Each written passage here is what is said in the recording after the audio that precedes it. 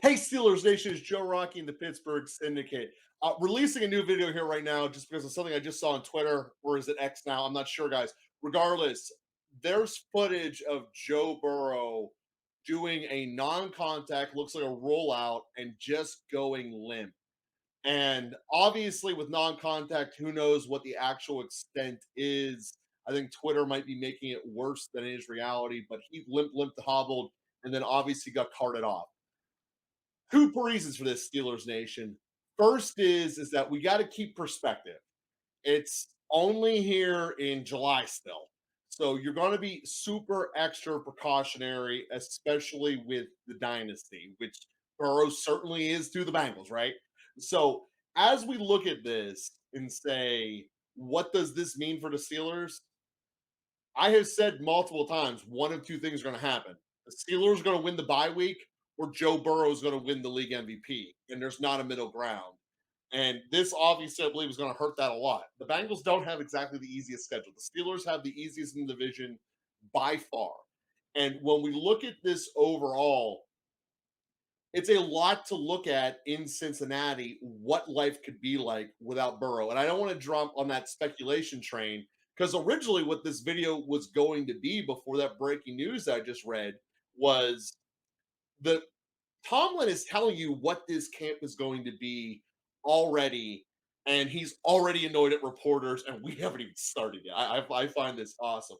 So yesterday, if you guys missed it, during the introductory press conference, Tomlin was asked about his OTA, and there is a very hard rule in the NFL that nothing about the actual on-field activities can be released about OTAs without the team's explicit approval. That's why SNR is allowed to be there, and they're allowed to say limited things, but nothing compared to what they can say at training camp because it has to be approved.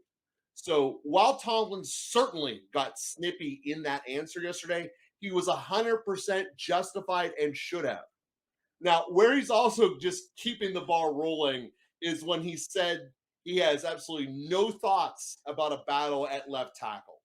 And when we look at this realistically, Tomlin is setting the tone that this is going to be a Steelers mission and that he is trying to keep as much of the pressure in house, which is nothing wrong with that. You know, when you're trying to make chicken, it's much faster to do it inside an internal pressure cooker than just sitting out. KFC proved that.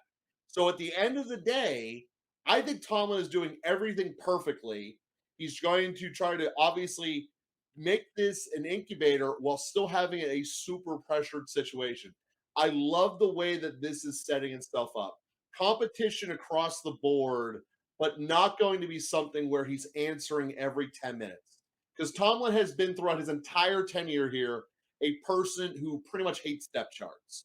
You know, you can listen to him in a lot of different ways, but his general theme is I'm not going to put a depth chart out that's going to discourage someone that's losing and overinflate someone that's winning, knowing that it can change today at practice.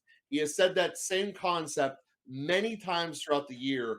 And when we look at this roster, there are competitions abound. Obviously, left tackle. We have the number two tight end spot. People think that's less sexy, but when it's literally a spot that could be on the field for 50% of the snaps, whether it's Gentry or Mount Washington, it matters. Now, when we look at the corner position, Levi Wallace is a stud, Porter's a rookie. How's it going to battle out? Again, Levi Wallace, sorry about that. They're not the same person. Levi Wallace was above league average last year. Joey Porter, stud rookie that we're all excited that we have. So great competition there. Who's going to slide down in the inside slot? Because I still believe Chandon Sullivan, who we signed, is not going to be the answer based upon every statistical metric and watching his film. I just don't think that he's good enough to play the style of defense that the Steelers require, which is contact, tackling, and coverage. And quite frankly, he's not really good at any of those. But, you know, that is what it is. So the NFL is going in a very hard direction about player safety. And I think what Tomlin is really trying to do and this is where the Burrow conversation comes full circle, is alleviate the pressure from his team getting scrutinized for things that they shouldn't be scrutinized for. Mike Tomlin is an absolute genius when it comes to the PR spin. He really is. He's also the Steelers' winningest coach, people. Stop hating on him.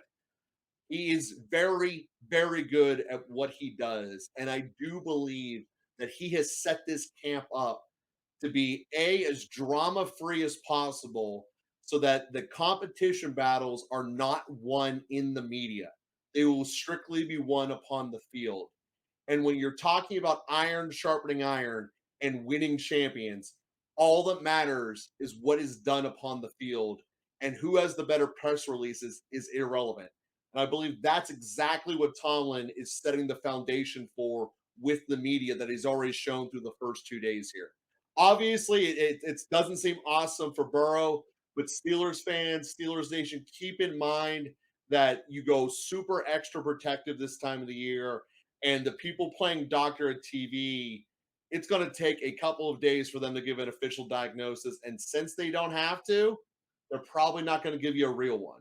So just something to keep in mind as Steelers Nation, something that's going on. But I do stand by it. Either Burrow's going to be league MVP or the Steelers are going to get the bye in the AFC. Here we go, Steelers. Here we go.